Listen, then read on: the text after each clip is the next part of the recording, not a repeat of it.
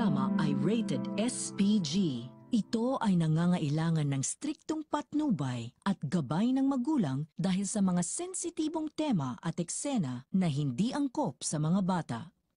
Si Roda ang pumalit sa dating pwesto nila Marsing at kahit na nga nawala na ang lahat kay Roda ay hindi pa din ito nagbabago dahil likas na talaga kay Roda ang pagiging gahaman. Sa katunayan, upang makabenta siya at para maagaw ang mga customer ni Tinding ay siniraan niya ang mga ito. Hindi naman makakapayag si Tinding kaya naman sinugod niya ito. Sinabi nga ni Tinding na parehas silang mahirap ngayon kaya hindi na niya ito matatakot pa. Ayon pa kay Tinding na lumaban siya ng patas. Sinabi ni Roda sa mga customer ni Tinding na pamilya sila ng mamamatay tao kaya wag nang bumili sa mga ito, bagay na inalmahan ni Tinding. Sa kabilang banda, sinabi naman ni Tess kay Tinding at Noy na wag nang patulan si Roda nang sa gayon ay hindi na lumala pa ang gulo.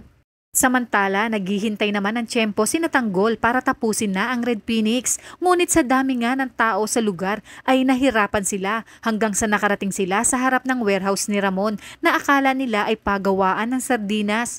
Hanggang sa naalarma na sila Bubbles at Tanggol dahil nakarinig sila ng putok ng baril sa loob ng warehouse.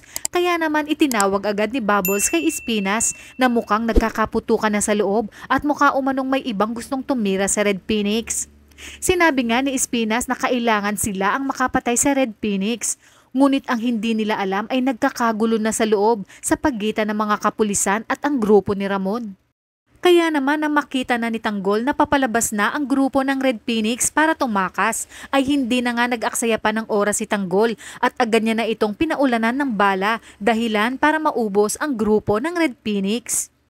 Ngunit talagang mapagbiro ang tadhana para kina Tanggol at Rigor dahil maaabutan nga ni Rigor sina Tanggol at Bubbles. Kaya naman sinabi ni Rigor na itaas ang kanilang mga kamay at hubarin ang kanilang helmet. At nang papaharap na sina Tanggol at Bubbles ay siya namang paglabas ni Espinas at Balatukan. At dito ay talagang suwerte pa din si Tanggol dahil nakakuha sila ng tiyempo para matakasan sina Rigor. Kaya naman nang pinaputokan na nila Espinas sina Rigor ay dito dali-daling sumakay sina Tanggol at Bubbles ng motorsiklo at agad na pinaharurot paalis sa lugar. Hinabol naman sila ng mga pulis, ngunit sadyang madiskarte nga itong si Tanggol dahil nagawa niyang iligaw ang mga pulis hanggang sa napadpad sila ni Bubbles sa isang isla. At dito sila magpapalipas ng araw upang matakasan ang mga pulis. Nagpanggap naman sila bilang mag-asawa upang hindi nga maghinala ang mga tao sa islang kanilang tutuluyan. Sa kabilang banda, palaisipan nga kay Rigor ang Tanggol na binigkas ni Espinas. Sinabi ni Rigor na kailangan niyang masiguro kung si Tanggol ba umano ang taong sakay ng motorsiklo. Ngunit paano umanong mangyayari na si Tanggol ito dahil ang alam nga ni Rigor ay nasa Bilibid na si Tanggol. Kaya naman pupunta siya ng Bilibid upang makumpirma kung si Tanggol ba talaga ang nakita niya.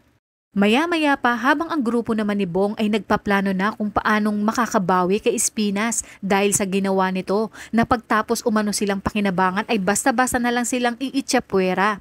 Balak nga nilang gumawa ng isang malaking riot sa loob at dito tatapusin na din nila si Espinas at habang nagkakagulo nga sa loob, ito ang gagamitin nila para tumakas sa lugar.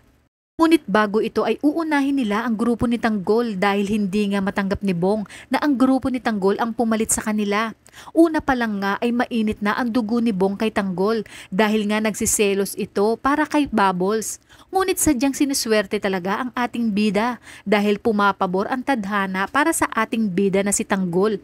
Kaya naman si Tanggol na at ang grupo nito ang nasa itaas at ang grupo na ngayon ni Bong ang nasa ibaba.